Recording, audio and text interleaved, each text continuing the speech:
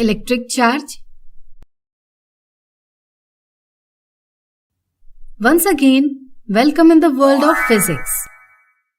This time, we will have even more exciting journey. Let's start with electrostatics. Electrostatics deals with the study of forces, fields, and potentials arising from static charge. So shall we start?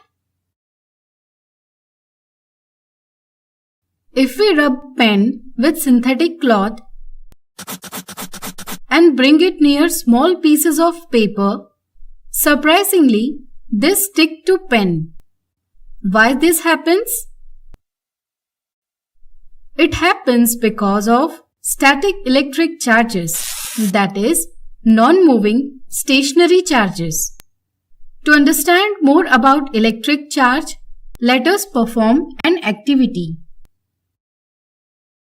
Take two glass rods, rub one with wool cloth and other with silk cloth separately.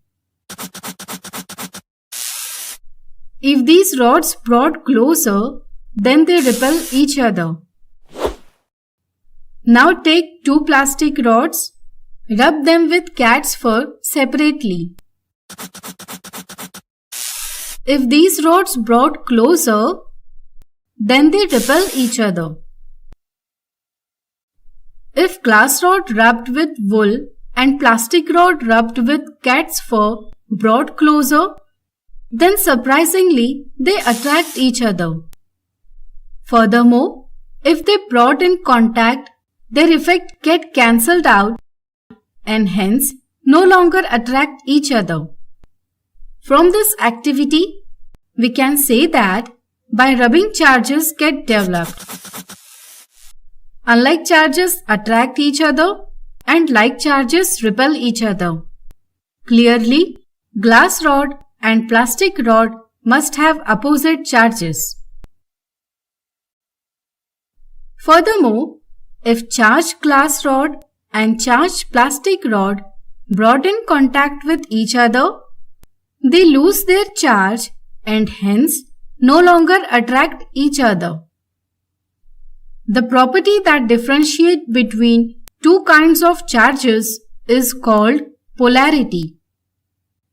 American scientist Benjamin Franklin took into account that the charges cancel out each other's effect and related it to mathematical addition of plus and minus signs, and thus suggested the idea of positive and negative charges.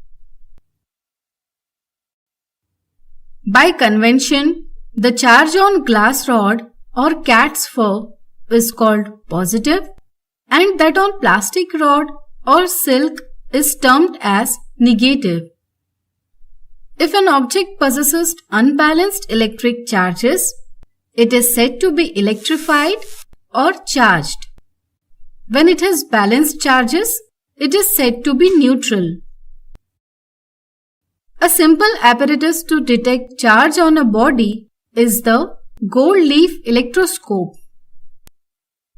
A charged body, if touched to the metallic top of the gold leaf electroscope, charge flows onto the leaves, causing their divergence. The extent of divergence suggests the amount of charge. You might have obvious question that why charging of the material takes place on rubbing?